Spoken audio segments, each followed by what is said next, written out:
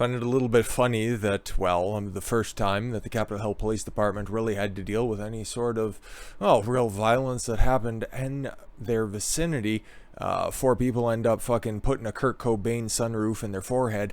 There's some questions that should be asked, and I wonder if any of those worthless commissions are ever going to broach this topic. And you guys know my style, probably last week. Yeah, it was about this time last week. We were talking about that selfish motherfucker, a 14-year-old who decided to dive head first off of the Hudson Bay vessel in New York City. So I'm not going to pull any punches on this one, because I am straight the fuck out of shit to give for any of these people.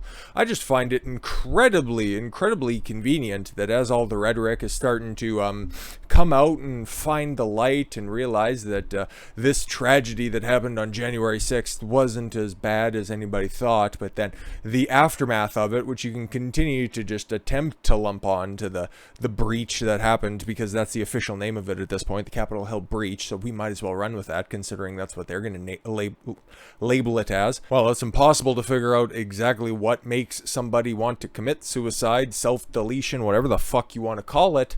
Try to gain some sort of inside knowledge. Couldn't really find much about this guy. It just kind of seemed like your run-of-the-mill 26-year-old kid named Kyle who just, I don't know, thought it'd be a cool gig to be a police officer at the Capitol Hill Police Department. Didn't really have any priors, didn't really have any information out there for him. He just, I don't know, one day decided he'd like to taste what the barrel of a service firearm resembled, and unfortunately, yeah, he put his finger on the influx of taste button, and now we're here.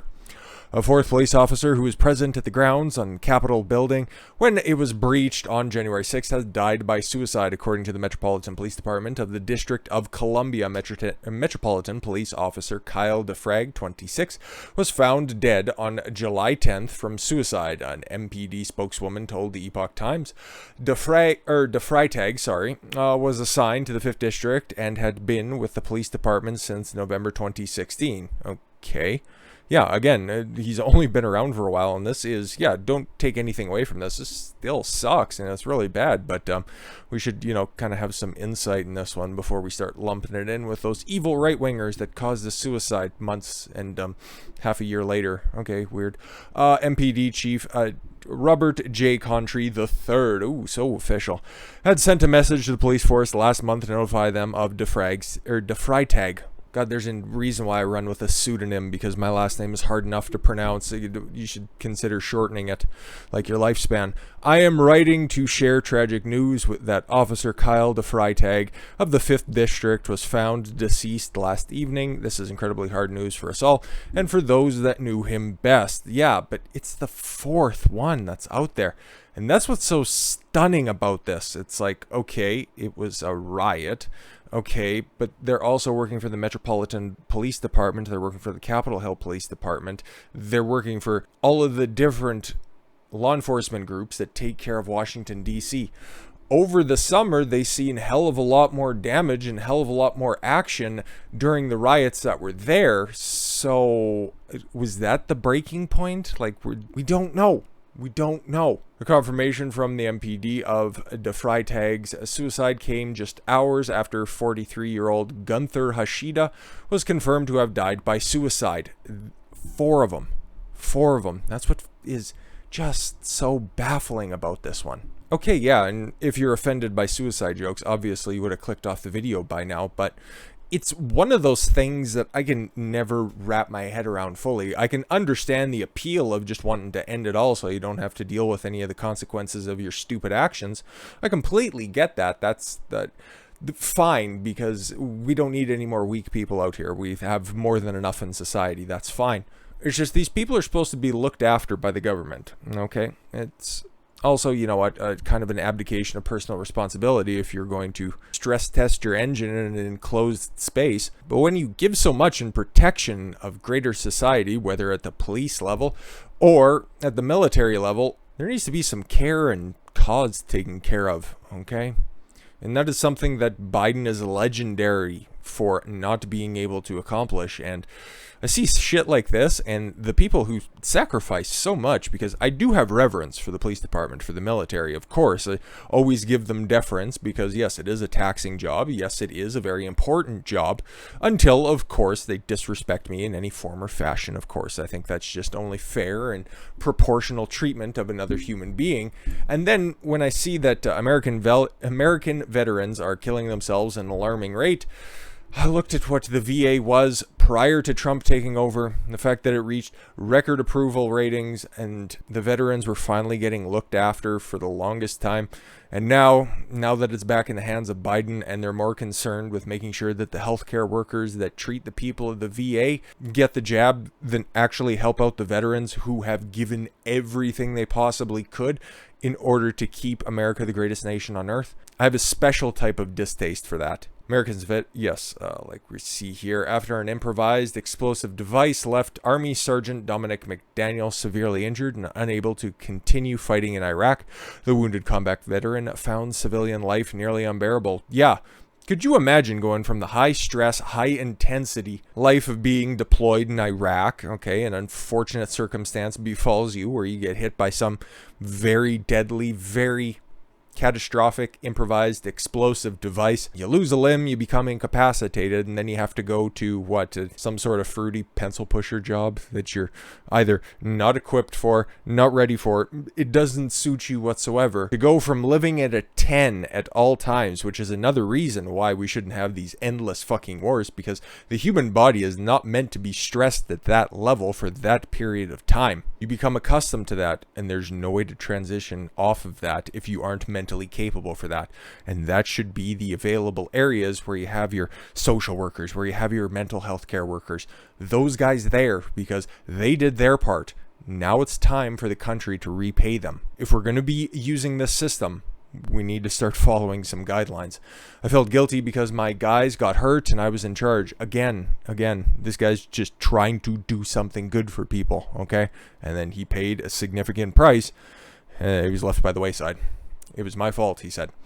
They started committing suicide when we got home pretty quick. God, this story sucks. McDaniel dealt with alcohol abuse, divorce, and severe depression before finding help.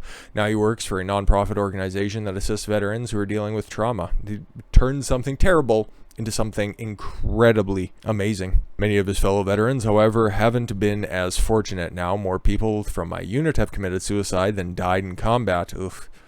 It really kind of strips your humanity and your soul away. War does, yeah. Don't mistake my lack of verbal empathy with not being able to feel and appreciate the tragedy that Sergeant McDaniel has gone through, okay? Just how I process things. I still think that this is absolutely atrocious, and what he had to go through and what he did go through afterwards shouldn't be happening. There should be a debriefing period, a decompression period, once these young men and women come back from overseas, from deployment, when they're done, when their time is up, okay, to just be reintegrated back into society, because this is totally fucking different than anything else that you are liable to experience, okay? Police get a taste of this, but unless, of course, your station's in the Upper East Side in New York City or you're on the South Side of Chicago, you don't quite know the type of catastrophe that lurks around every corner when you're in Iraq or Afghanistan at the time, and soon to be maybe, I don't know, like this Syria or wherever Joe feels like dropping bombs. McDaniel's story is detailed in a report last month by Brown University's Cost of War Project. The report reveals startling trends in suicide rates of veterans who survived the wars after the 9/11 terror attacks, including Afghanistan and Iraq, as well as deployments in 5 other spots around the world. According to the report, more veterans of the terror wars have killed themselves than those who died in combat. Yep. Paper estimates that 30,177 active duty personnel and post 9/11 veterans have died by suicide. Ugh. Significantly more than the 7,057 service members killed in the wars themselves. Ugh. There was courses being corrected. There was shit being taken care of. And I do hope that the VA continues that standard, because there's no excuse for that. These people need help, okay? You hear the stories, you hear the anecdotes of veterans out on the streets, and that is just 100% unacceptable, okay? I've said it ad nauseum, even in this video. They give so much and in return, they should be taken care of. So instead of ending on an incredibly bad note, the men and women who are out there protecting life, liberty, and the pursuit of happiness, theoretically, they've seen some horrible shit. They've ordered to do some horrible shit, okay? Some stuff that obviously lingers with them for the rest of their life, if we're being fair. And something else that a poor, dear, disheveled journalist had to go through. And this seems to be a repeat of a story from, what, like 6 years ago at this point? A poor little fucking limp-wristed, soy-fueled little fucking male pattern baldness having motherfucking journalist out there fired one of them big scary black rifles, and he got so triggered and it felt like a meteor in his hands, and he probably shat and came at the exact same time. A political journalist in Vermont, one of the most pro-gun states in the entire union, unironically penned a column this week explaining how his experience shooting an AR-15 in indoor range for the first time rattled him. It is difficult to describe the impact, physical and personal, of the first shot. It felt like a meteor had struck the earth in front of me. Kevin McCallum, a political reporter for 7 days, wrote unashamedly. He probably has a lot of free time on his hands now that his wife's boyfriend is in town, so he had to go do something to get the incessant banging out of his hands. Or rather, out of his ears and put it into his hands. A journo started off by admitting he's not a gun guy, we could tell, and hasn't shot anything other than his load into his mouth, other than a .22 rifle at a camp. Oh yeah, pea shooter, cool bro. More than 3 decades ago, McCallum said he hasn't felt the impulse to own a gun or personal protection, whether due to privilege or delusion or both. Vermont, very pro-gun. Also, very low crime rates. So yeah, he's probably one of those dingbats who thinks that, nobody needs a big scary rifle to protect their home and all of their possessions, because that's what the government's for. They're gonna look after everything, right? Cool. Yes, but what did he continue to go on and say? He hasn't felt the impulse to own a gun for personal protection, whether due to privilege or delusion or both, and concluded shortly after that keeping a gun in his house would make him and his family less safe, not more. How? Do you have those latent feelings of potentially ending prematurely that budding journalist career? Who knows? Well, this might be true. The reporter, who admitted he had set his rented 9mm pistol down with a live round, oh my god, still in the chamber before getting quickly chastised by the range owner. That is like rule number 1. That's right up there with don't point anything at anybody at all times. This is evident by the strong and steady demand for guns and ammo ever since the government mandated lockdowns in summer of rage prompted Americans to seek firearms for personal protection.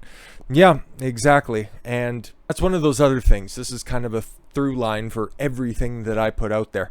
It's all about information. None of this stuff, a couple of the little highlighted points, they might be a little bit different. The forum might be different. A couple of the key players might be different, but the roles, consequences, all of this stuff has been done before throughout history. All you need to do is just take a look a few hundred years in the past. All you need to do is just look even further than that, realizing that all of this stuff is basically cyclical. We already know the spoilers at the end of this road. That's why a lot of people are trying to put this information out there, okay? That's why you have the people who are strongest on we need more gun control because scary guns are bad and we should get rid of that, and not realize that criminals are still going to get firearms regardless. It's fucking weird. Anyways, but the more people understand guns and understand their intended purpose, the better off everybody would be. At the same time, just study history. Study the rise, the reign, and the fall of the Roman Empire, the Ottoman Empire. Hell, even the Russian Empire. You're going to learn a thing or two. Look at the cyclical nature of politics in China over the past few centuries. None of this stuff is new. We just all know where it's going. That's what I tried to put across. And regardless if we're talking about masks, if we're talking about vaccines, if we're talking about elections, it doesn't really much matter. It's all about putting the information out there. So do with it what you will. I've been Don Consuelo. I want you to follow your gut and get after it. Take care, everyone.